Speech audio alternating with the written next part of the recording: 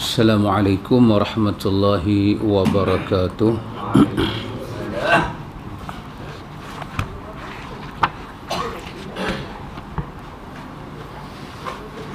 Alhamdulillah. Allahumma ati nafsi taqwaha wa zakkiha anta khairu man zakkaha anta waliyuha wa maulaha. Amma ba'du. Ikhwatul iman, ikhwatu fid din, a'azakumullah wa uhibbukum fillah. Alhamdulillah, summa alhamdulillah. Alhamdulillah, ikhwatul iman, kita sambung majlis ta'lim kita.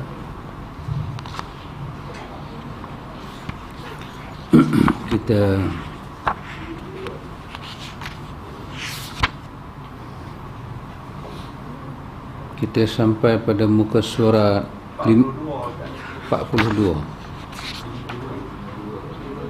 Saya punya 52. Kita berhenti 12 belum 4. Pak Mek pergi pula duduk itu. Betul kan? Iaitu kita masuk, dia kata perkara yang kelima,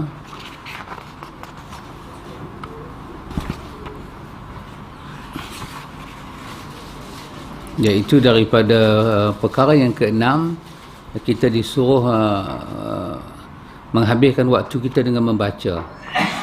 Jadi dia bagi tips kepada kita bagaimana untuk tanam minat membaca. Di antaranya yang kelima, dia kata memilih waktu yang tepat. Memilih waktu yang tepat untuk membaca dan menghafal termasuk cara terbaik untuk menumbuhkan kecintaan membaca dan menuntut ilmu. Imam Ibnu Jama'ah rahimahullah wafat pada tahun 733 Hijrah menyatakan, waktu yang paling baik untuk menghafal adalah ketika sahur, untuk membahas di pagi hari, untuk menulis di siang hari, dan untuk mutala'ah dan bermuzakarah di malam hari. Dia kata kalau kita ambil masa pada waktu sahur, itu sangat bagus persediaan kita untuk muzakarah ke mutala'ah ke pada waktu siang atau pada waktu malam pada hari itu. Gunakan waktu sahur. Ini pandangan-pandangan mereka. Al-Khatib Baghdadi rahimahullah wafat pada tahun 463 Hijrah menyatakan, waktu yang paling baik untuk menghafal adalah di waktu sahur, kemudian di pertengahan hari, selanjutnya di pagi hari. Beliau menambahkan, menghafal di malam hari lebih mendatangkan manfaat daripada menghafal di siang hari, dan ketika lapar tidak sangat lebih bermanfaat daripada ketika kenyang. Ini semua ikhwan bagi orang yang nak membawa diri dia kepada dunia bacaan. Adapun bagi orang yang tak ada minat baca, tak sahabatlah waktu apa pun. Ini bagi orang yang ada minat. Imam Ibnu Jama'ah rahimahullahu ta'ala menyatakan, menukil daripada Al-Khatib Baghdadi, tempat yang paling baik untuk menghafal adalah kamar, dan setiap tempat yang jauh dari hal-hal yang membuat kita lalai. Ini petua dia, cari tempat sunyi, jaga tempat-tempat yang bising, susah nak mengapai.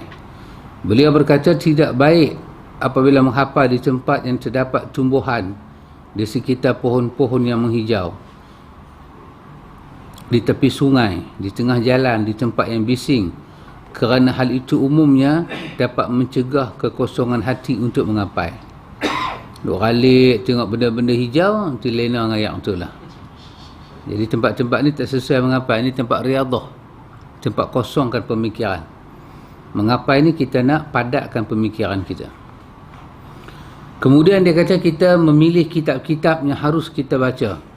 Demikianlah agar tidak monoton dalam membaca, tidak bosan dan tidak malas, mencipta variasi bahan bacaan adalah salah satu sarana penting seseorang untuk meningkatkan minat membacanya. Benda yang kita nak baca itu penting. Yang harus dimulai untuk dibaca adalah kitab-kitab buku akidah, tauhid, manhaj, kitab-kitab tafsir. Kitab-kitab hadis seperti Sahih Bukhari, Muslim, kemudian kitab-kitab sirah dan lainnya. Imam Az-Zahabi meninggal pada tahun 748 Hijrah rahimahullah berkata, "Wahai saudaraku, hendaklah engkau mentadaburi Al-Quran, membiasakan diri untuk melihat kitab Sahihain, Sahih Bukhari dan Muslim, Sunan An-Nasai, Riyadhus Salihin, karya Imam Nawawi dan kitab Al-Azkar, maka engkau akan beruntung dan berjaya." Ini kata Imam Az-Zahabi. Maka dia cadang kepada kita tadabbur Quran. Pasal itu ilmu tadabbur Quran ni ilmu yang paling hebat. Satu hari 10 ayat baca berulang, kemudian lihat makna, kemudian cuba menguasai apa yang nak dikatakan, kemudian meluaskan kepahaman kita tentang ayat itu. Ayat ini apa nota yang kita boleh buat, berhubung dengan apa, itu kita memerah ijtihad kita. Tadabbur Quran satu ilmu yang wajib, yang mesti kita dahulukan daripada segala ilmu. Kalau kita tak ada, kita kata kita nak start belajar, nak baca apa, kalau kita tak tahu Sahih Bukhari macam mana, manhaj dia, mustawa dia macam mana, maka Quran lah. Buka Quran, buka makna, kita akan jumpa semua ilmu. Cuma kita memerlukan satu orang yang boleh membantu kita. Setiap ayat kita jumpa itu, apa bidang ayat itu, apa perbahasan ayat itu. Kalau kita boleh ada tafsir Ibnu Katsir, terus start dengan suratul Baqarah, terus dan terus, kita akan jumpa semua hal. Aqidah, fiqh, sirah, semuanya Quran akan bicara kepada kita. Kalau kita ada guru yang boleh membimbing kita, lagi jelas kepahaman kita. Maka kalau kita nak memilih tajuk, kita tak ambil daripada Quran, nak memilih tajuk, maka mulakan dengan tajuk akidah, tajuk tauhid, tajuk manhaj, baru hadis, kemudian lihatlah kepada kitab-kitab sirah. Yang berikutnya, di dalam hal kita menanam minat membaca ini, berdoa pada Allah. Hendaklah setiap penuntut ilmu sentiasa berdoa kepada Allah, memohon ilmu yang bermanfaat kepada Allah Subhanahu wa taala, dan memohon pertolongan kepadanya dalam mencari ilmu, serta selalu merasa perlu kepadanya. Allah Subhanahu wa taala telah memerintahkan nabinya sallallahu alaihi wasallam untuk memohon ilmu dan tambahan ilmu. Allah Taala berfirman, "Wa qur rabbi zidni ilman." Dan katakanlah, wahai Rabbku, tambahkanlah ilmu padaku. Allah suruh Nabi baca doa ni, Rabbi zidni ilman, Tuhanku tambahlah kepadaku ilmu. Dan di antara doa yang Rasulullah sallallahu alaihi wasallam ucap adalah, Allahumma inni as'aluka ilman nafi'a wa rizqan tayyiba wa amalan mutaqabbala.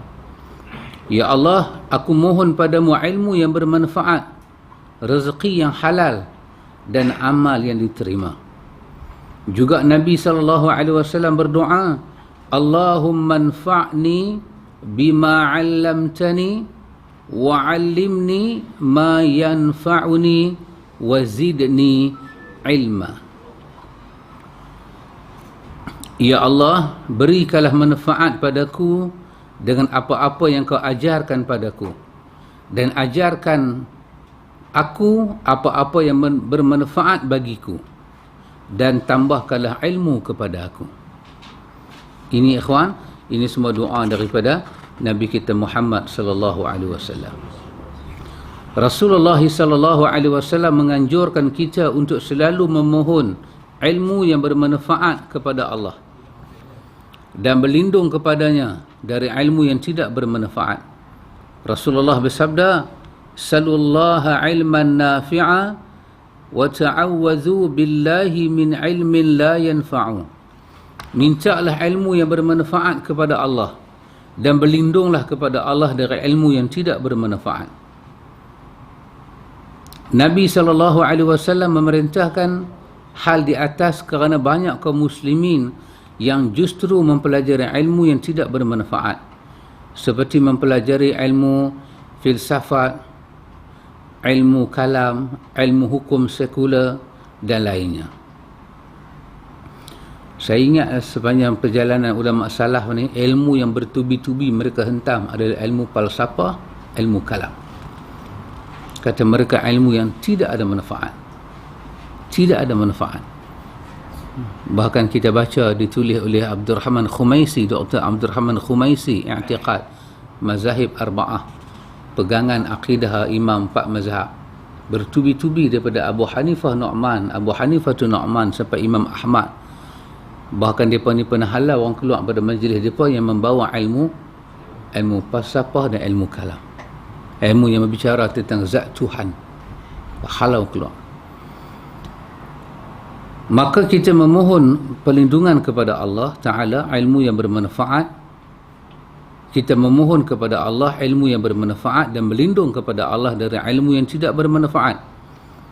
Dan Nabi SAW pernah berdoa pada Allah. Ini Nabi pernah baca doa ni ikhwan. Mari kita baca ikhwan. Allahumma inni a'udzu bika minal ajzi wal kasali wal jubni wal bukhli wal harami wa adzabil qabri. Allahumma ati nafsi taqwaha wa zakkiha anta khairu man zakkaha anta waliyuha wa maulaha. Allahumma inni a'udzu bika min ilmin la yanfa' wa min qalbin la yakhsha' wa min nafsin la tashba' wa min da'watin la yustajabu laha. Ini doa Nabi pernah baca. Zaid bin Arqam meriwayatkan hadis ni hadis Imam Muslim. Nabi berdoa pada Allah, ya Allah, aku mohon berlindung padamu daripada al-ajzi, lemah, wal kasal, daripada kemalasan, wal jubni, daripada kebaculan, penakut, wal bukhli, daripada kebakhilan, wal harami, baca dengan ha besar ni, harami. Jangan baca dengan harami. Kalau harami jadi ha kecil, kalau harami jadi benda haram, dia ha besar. Wal harami, maksud dia apa? Tua, haram, tua. Tua tu sampai jadi lagu tu lah. Nabi minta berlindung, dan aku berlindung padamu ya Allah, wa min azabil wa azabil qabri, berlindung daripada azab kubur.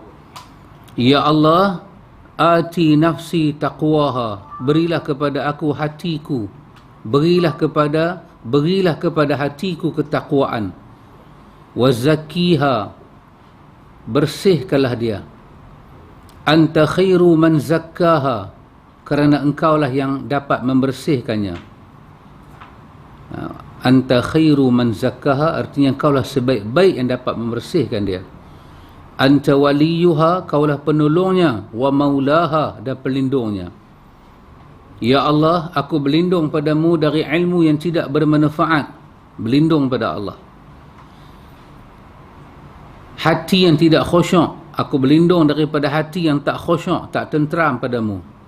Hati kita ni khusyuk dengan semua benda, dengan Tuhan aja dia ragu-ragu, dia gundah gulana. Dan aku berlindung padamu wa min nafsin la tashba', daripada nafas, daripada nafsu yang tak pernah puas, tak pernah kenyang. Maksud dia apa? La tashba', tak ada sifat qanaah, tak ada sifat zuhud, gelojoh, rakus. Wa min da'watin, dan ini paling mustahak sekali, dan ini masalah kita. Dan aku berlindung padamu daripada doa la yustajabu laha, yang engkau tidak kabulkan. Ini semua Nabi mohon pada Allah, termasuk di antaranya minta ilmu yang berlindung daripada ilmu yang tidak bermanfaat. Jadi bab yang kedua ni dia buka pada kita, iaitu kita menghabiskan masa kita, bagaimana kita menghabiskan masa kita dengan benda-benda yang bermanfaat. Baik, tajuk yang ketiga. Fenomena penyia-nyiaan waktu yang dilakukan oleh kaum muslimin. Dia kata ini satu fenomena, benda dah biasa dah jadi. Dia kata kaum muslimin, orang Islam suka buang masa. Suka buang masa. Banyak, kata dia lah, kata dia banyak orang Islam ni suka buang masa. Banyak kita melihat orang menyia-nyiakan waktu. Tidak terkecuali para penuntut ilmu pun ada yang masih menyia-nyiakan waktu. Di antara bentuk fenomena tersebut adalah satu. Ini pada dia kata pada dia lah tuan kita ni, kalau kita buat benda ni, ini kira kita buang masa. Dia punya martabat lagu tu. Tapi dekat kita ni tak tahulah buang masa ke tak buang masa. Pada dia kalau buat ni buang masa dekat dia. Satu apa dia? Banyak orang membaca Quran, bahkan sampai ada yang berlangganan Quran. Baca surat khabar ni. Ini Quran Indonesia nah, bukan Quran. Ini Quran Indonesia. Baca surat khabar sampai langgan lah. Dia berlanggan tu surat khabar. Tu saya katakan ikhwan, kalau kita baca surat khabar ni input knowledge lah. Input lah pada kita kan satu impak ilmu. Dekat dia baca Quran ni buang masa. Pasal apa? Surat khabar ni penuh dengan cerita tak betul, dengan cerita hak tu, dengan macam-macam surat khabar ni. Padahal itu tidak bermanfaat bagi ia sendiri dan keluarganya. Yang ada justru membuang-buang waktu. Quran yang begitu banyak halaman bisa dibaca olehnya, walaupun tulisannya kecil-kecil, dia kata. Pasal nak baca kan. Tenyih mata merah menyala punya nak baca. Daripada jauh sampai lekat mata muka. Tetapi Al-Quran hanya sedikit yang sanggup dia baca, meskipun tulisannya lebih besar dari tulisan di Quran. Padahal Rasulullah sallallahu alaihi wasallam bersabda, "Man qara'a harfan min kitabillah falahu bihi hasanah wal hasanatu bi 'ashri amsalha la aqulu alif lam mim harfun walakin alifun harfun wa lamun harfun wa mimun harfun." Nabi kata barang siapa membaca satu huruf daripada Al-Quran akan mendapatkan suatu kebaikan. Sedangkan satu kebaikan akan dilipatkan 10 kali lipat. Aku tidak menyatakan alif lam mim satu huruf, akan tetapi alif satu huruf, lam satu huruf dan mim satu huruf. Ini hadis Abdullah bin Mas'ud, hadis Imam At-Tirmizi, hadis sahih. Membaca Quran mendapat ganjaran yang besar, sedangkan membaca Al-Quran mendapat ganjaran yang besar, sedangkan membaca Quran ni kalau pakai bahasa Malaysia mampu je laku no. Pola mamak ni duk kata saya ada pahala, saya tak ada pahala. Jadi kita kena tukar baca paper. Membaca Al-Quran mendapat ganjaran yang besar, sedangkan membaca surat khabar tidak ada ganjarannya. Kalau nak ada ganjaran pun bersyaratlah cerita tu betul. Kita dapat manfaat, kita boleh notekan manfaat dia. Membaca Al-Quran setiap hari dan memahaminya akan menambah ilmu dan iman, sedangkan membaca surat khabar tidak dapat ilmu. Bahkan membuang-buang waktu dan membuat orang bertambah bodoh. Allah, baca surat khabar tambah depa kata terutama utusan. Kata depa, wallahu taala alam. Membuat kita jadi bodoh, dia kata. Belum lagi berita-berita bohong dan gambar-gambar maksiat. Tu saya kata dia ni penulis ni punya martabat tak sama dengan martabat kita. Dia ni mungkin martabat soleh lah. Kita ni baru martabat biasa-biasa Pak Mit Jamal Din. ini kita punya martabat. Yang kedua, mengikuti berita yang ada di internet, televisi, radio, Quran dan lain sebagainya. Quran dia tak tinggal juga, dia gasak cukup-cukup. Alasan dari melakukan itu adalah fiqhul waqi'. Ada orang kata kita mengikuti fiqhul waqi', fiqh semasa, fiqh reality, fiqh waqi'. Kalau memang harus mengetahui fiqhul waqi', maka dia harus tetap belajar menuntut ilmu yang syar'i. Sebagai contoh adalah Syekhul Islam Ibn Taymiyah rahimahullah. Pada masanya terjadi peperangan yang dahsyat. Tapi apakah Ibn Taymiyah diam? Jawapannya tidak. Syekhul Islam tetap berdakwah, belajar, membaca buku dan lain sebagainya. Tapi ketika perang, boleh ikut perang. Syekhul Islam tidak disibukkan dengan melihat kekuatan musuh semata. Berbeza dengan orang zaman sekarang. Mereka sibuk dengan fiqhul waqi', kata mereka. Tetapi tidak membaca dan menuntut ilmu yang ada. Mereka hanya membaca surat khabar, menonton televisyen lah ni kan. Kan Pak Mi'am menangis. Dia habis 400. Bini dia kata, Mila dah mati dah, janganlah menangis. Dia kata dah nak beli televisyen, duit habis. Mereka menghabiskan masa dengan katanya fiqhul waqi', tapi tidak membaca dan menuntut ilmu.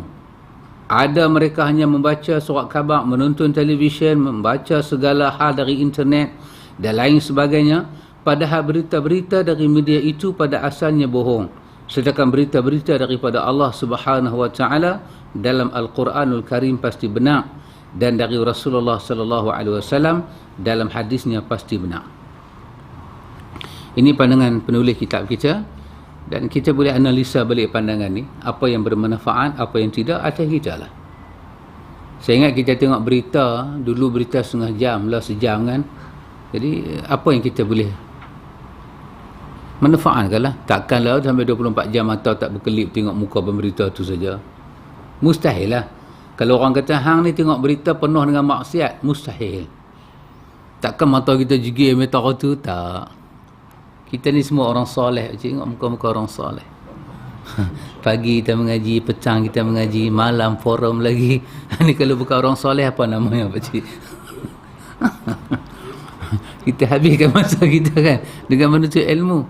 Cuma selang-selang tu nak bagi segar sikit aja, kita pi Jamal, pi Din, anda bagi segar-segar. Itu bukan matlamat kita pun 4 minit kan. In between lah orang putih kata kan. Nak bagi segar-segar sikit aja. Jadi kita walaupun baca buku dia, kita jangan rigid macam dia lah. Kita ambil apa manfaat daripada tulisan dia. Yang ketiga, banyak berbicara yang tidak ada manfaat. Seperti banyaknya orang menggobrol lewat telefon dan handphone. Telefon genggam. Oh, handphone tu nama telefon genggam. Pasal memang kena genggam kan. Dengan alasan sedang bebas biaya telefon. Bahkan saling telefon hingga jam 12 malam. Kita sebagai penuntut ilmu tak boleh tertipu dengan hal-hal seperti itu. Waktu yang ada harus digunakan dengan baik, seperti membaca Al-Quran, tafsir Quran, buku-buku yang bermanfaat dan lainnya.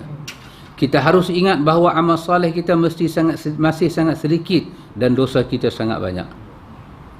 Saya ingat kita baca takat tu pun kita duduk seriau tu ni. Kita baca buku dia ni duduk seriau. Dia ni macam mana hidup dia? 12 ke atas tak boleh main telefon. Kita 2,5 duduk WhatsApp lagi. Subhanallah. Ada juga orang yang menghabiskan waktunya dengan menggobrol, sembang tu, yang tidak bermanfaat di masjid. Entah itu penuntut ilmu, santri. Santri ini orang mengaji agama, pengurus masjid, pengurus pondok atau pengurus yayasan, dan juga para da'i, ustaz, banyak berbicara yang tidak bermanfaat. Jika memang ada masalah yang perlu dibahas, maka segera diselesaikan hingga tak perlu menunggu menggunakan waktu yang banyak. Kita jangan mengira orang yang banyak bercakap adalah orang yang pintar. Ibn Rajab Hambali rahimahullah berkata, bicaranya para sahabat dengan para tabi'in lebih banyak para tabi'in, tetapi lebih berilmu adalah para sahabat. Ibn Rajab kata kalau tengok kecakap banyak, para tabi'in lebih cakap banyak daripada para sahabat. Para sahabat diam. Tapi ilmu para sahabat lebih banyak. Tapi yang lebih berilmu adalah para sahabat. Begitu juga bicaranya para tabi'in dengan para tabi'ut tabi'in. Lebih banyak para tabi'ut tabi'in. Tapi yang lebih berilmu adalah para tabi'in. Ilmu itu bukan dengan banyak riwayat dan banyak berbicara. Tapi ilmu itu adalah cahaya yang ditanam dalam hati. Dengan ilmu seorang hamba dapat memahami kebenaran, membedakan antara yang benar dan yang batil. Ini kata Ibn Rajab Hanbali.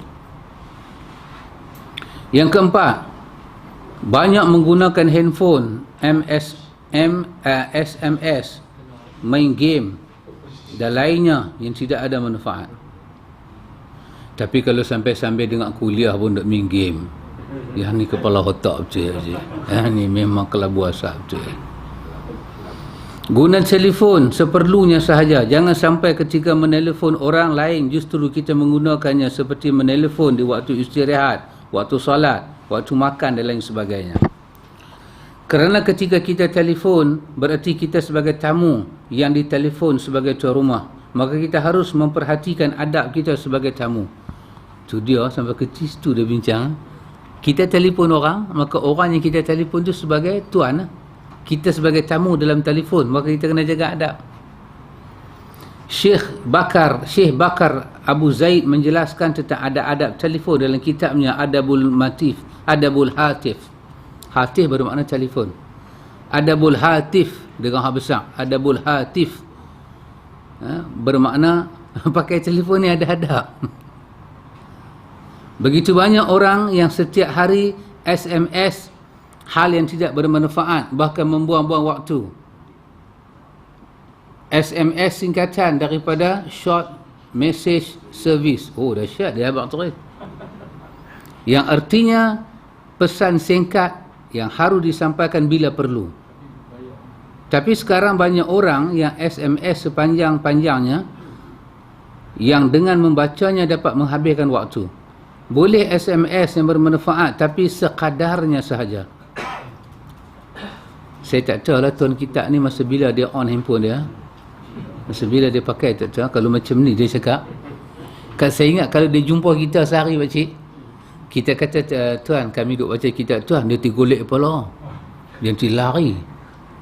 Buat apa jadi lagu ni? Ada juga yang sibuk main game setiap hari, setiap waktu.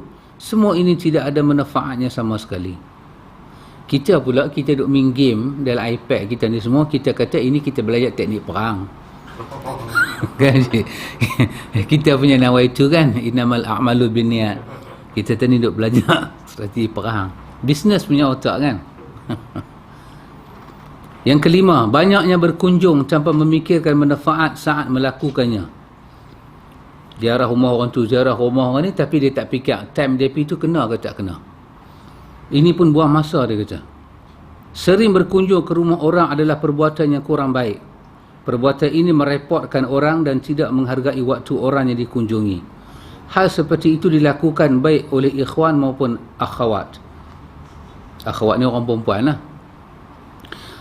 Masih banyak ikhwan dan akhwat yang setiap hari mengunjung rumah orang. Mampir ni pergilah. Sampai berjam-jam mampir. Hal ini mengganggu orang yang dikunjungi dan membuang-buang waktu.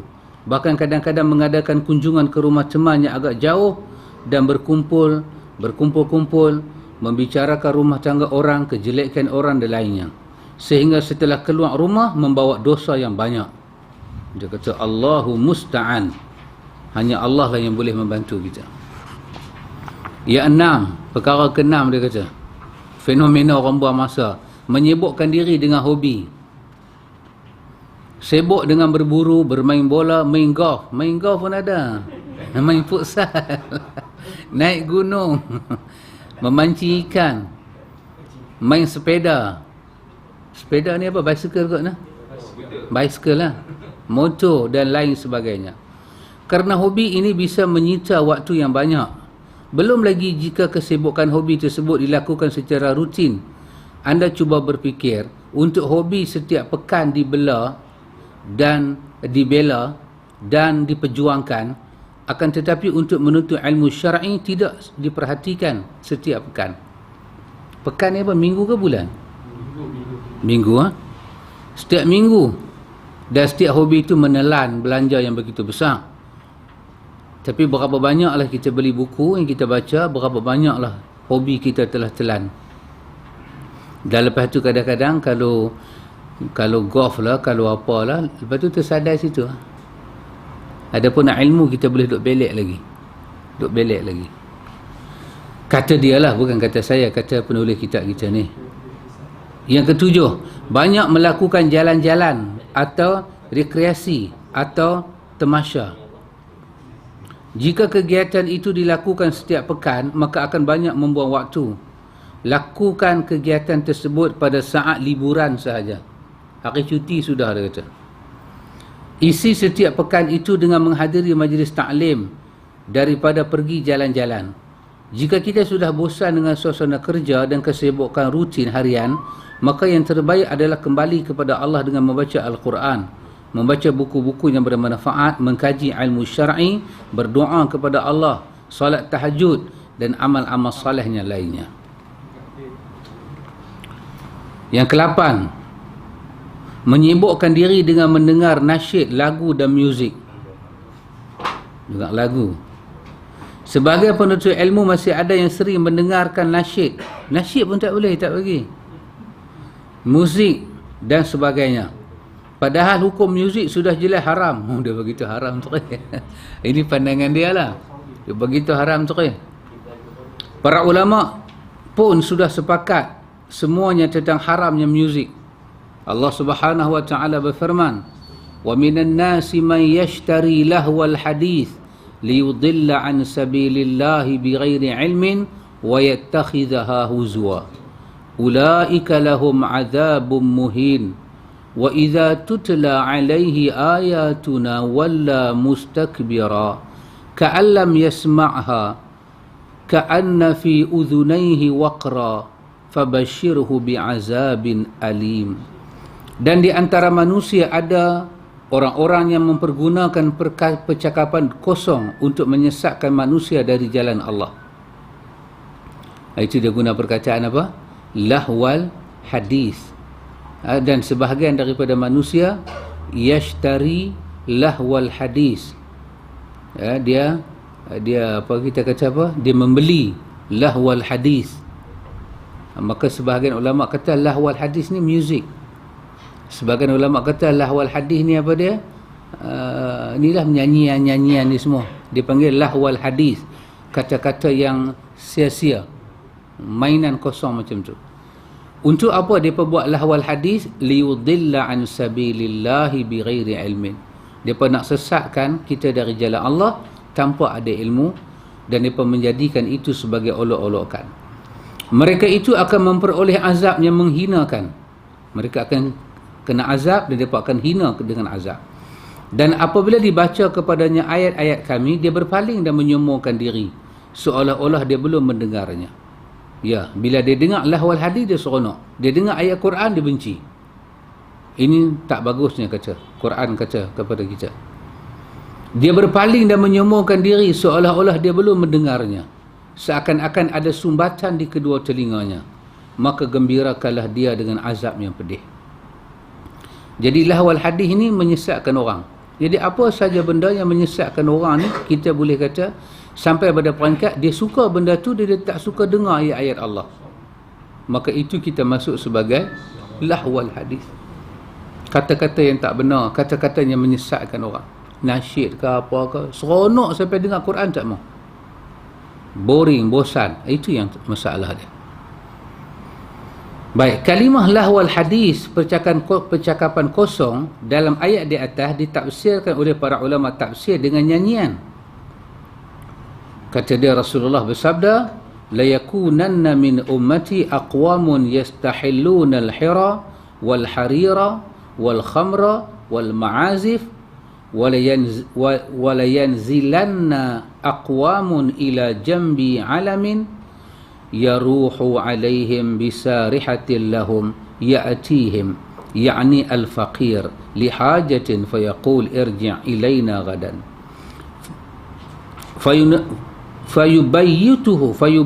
fayubayyituhumullah wa yad'ul alam.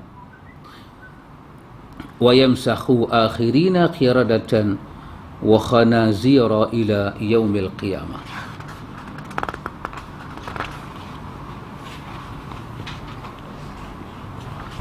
Sungguh benar-benar akan ada di kalangan umatku sekelompok orang yang menghalalkan zina, sutra, khamar dan alat muzik. Dan beberapa kelompok orang benar-benar akan singgah di lereng sebuah gunung dengan binatang ternak mereka. Seorang fakir mendatangi mereka dengan satu keperluan. Lalu mereka berkata, kembalilah kepada kami pada esok hari. Kemudian Allah mendatangkan siksa pada mereka dan menimpakan gunung kepada mereka, serta Allah mengubah sebahagian dari mereka menjadi kera dan babi sampai hari kiamat. Yang ni sebahagian ulama kata hadis ni berkenaan dengan akhir zaman besok. Akhir zaman besok. Tapi tuan kitab kita dia heret dalil ni untuk menyokong pandangan dia muzik ini adalah haram. Ini kita baca pandangan dia. Tapi secara hakikatnya para ulama tetap berbincang tentang muzik. Muzik mana yang haram? Muzik ada kaitan dengan peribadahan agama. Ini adalah mutlak haram. Quran sebut tepuk tangan, Quran sebut mereka bersiul kan. Ini semua adalah pattern-pattern yang mereka gunakan suara muzik itu untuk beribadat depan berhala. Maka itu sangat-sangat diharamkan. Maka ada pun muzik yang dijadikan sebagai entertainment, maka itu nak kena tengok baliklah sejauh mana entertainment dia. Sebab Quran tak benarkan muzik ke apa ke merosakkan akal, mengganggu keamanan orang, sampai menumbuhkan cinta kita kepada dunia dan menghilangkan cinta dan kasih kita pada agama. Ini semua adalah larangan dia. Sekadar kita mengapai satu dua perkara seperti mana syair yang ada Nabi benarkan baca dalam masjid, seperti yang dibaca oleh Sabit, apa nama dia? Hasan bin Sabit. Nabi membenarkan syair-syair dia. Dalil di atas sudah jelas tentang haramnya muzik dan lagu. Tapi kenapa anda masih senang memainkannya dan mendengarnya? Jika anda sebagai orang Muslim, apalagi penuntut ilmu syar'i, maka wajib anda meninggalkannya dan bertaubat kepada Allah. Taubat dia kata. Gunakan waktu anda untuk mendengar tilawah Al-Quran setiap hari. Kita sendiri ini nak tilawah Quran setiap hari, kena ada satu dalam hidup kita ni, kita dah memang biasa dengan Quran. Kalau kita tak pernah biasa, dia tak boleh jadi. Kalau kita baca sehari satu juzuk tu, pada saya lah, itu dah memang keramat hidup dah tu. Itu memang satu, Allahu Akbar, pencapaian yang cukup excellent. Tidak ada lebih cemerlang daripada tu, pakcik. Tidak ada. Kalau boleh baca satu hari satu juzuk dan sebulan kita boleh baca sekali khatam kan. Kalau itu kita boleh maintain berman, Allahu Akbar. Allahu Akbar. Dan kita boleh buat terbukti dia bila datang bulan Ramadan. Memang kita boleh buat pun. Memang kita pun dah khatam Quran bulan Ramadan. Tapi kerana bulan Ramadan itu melibatkan jamaatul muslimin, jumlah besar orang Islam, semua buat. Adapun sebelah bulan lagi dia masing-masinglah cari kekuatan kan. Maka kita pun tidak kuat. Pasal tu kita boleh suruh anak kita baca, anak kita duk tengok aja kita kan. Kita tidak kuat. Yang kesembilan, banyaknya diskusi dan rapat yang tidak ada manfaat. Berhimpun sana, berhimpun sini. Hal ini terjadi di pondok, di kampus, di kantor-kantor dan di tempat lain. Kenapa harus menghabiskan waktu untuk rapat setiap hari atau setiap pekan berhimpun? Bahkan untuk rapat dapat menghabiskan waktu berjam-jam dan wang jutaan. Boleh rapat bila diperlukan, tapi jelas agenda yang dibahas tidak berapa? Apa tu? Bahasa Melayu, bahasa Indonesia ke bahasa orang putih? Panjang-panjang jela nah. Berjela-jela. Jika tiba waktu solat, hentikan rapat dan laksanakan solat berjemaah. Yang ke-10, membaca buku-buku yang tidak bermanfaat seperti buku-buku ahlu bid'ah, falsafat, buku tarekat. Tarekat boleh tak pergi baca. Kisah-kisah yang fiktif. Apa tu? Oh, passion. Oh, komik, novel pun tak dia baca. Dahsyat lah antum boleh baca. Dia ni siapa dia? Hidup dia ni. Kita baca takat ni pun nak lemah perut kan. Saya lah nak lemah perut dah. Novel tak pergi baca. Cerita-cerita, dongeng dan yang lain. Ada juga membaca di internet tentang syubhat-syubhat. Awalnya dia ingin tahu dan penasaran, tapi akhirnya dia terkena syubhat tersebut. Nas'alullah as-salamah wal afiyah.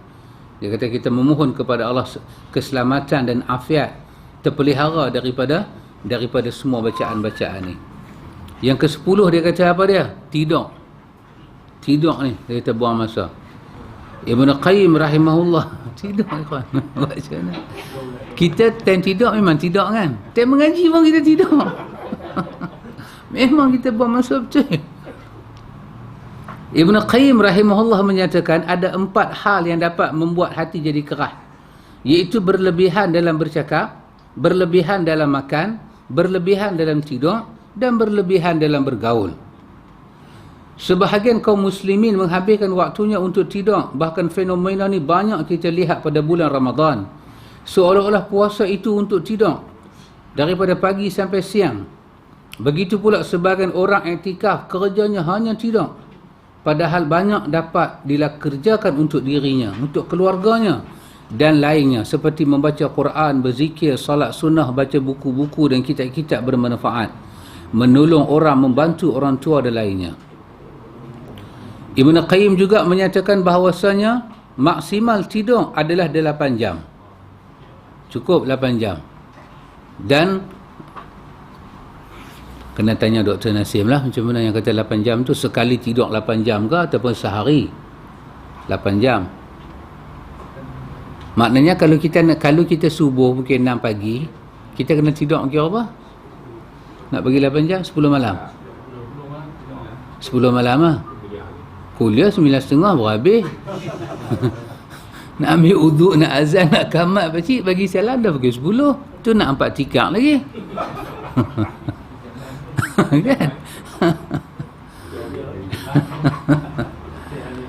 Ibn Qayyim kata tidur tu paling lama 8 jam.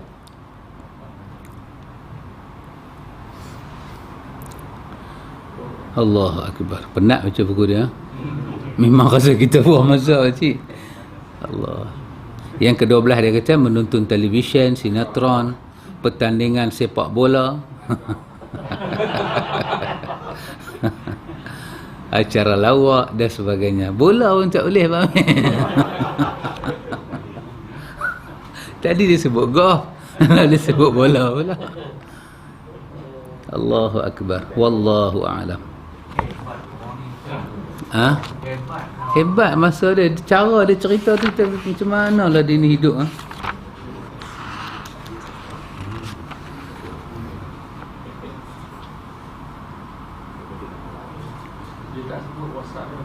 Dia tak sebut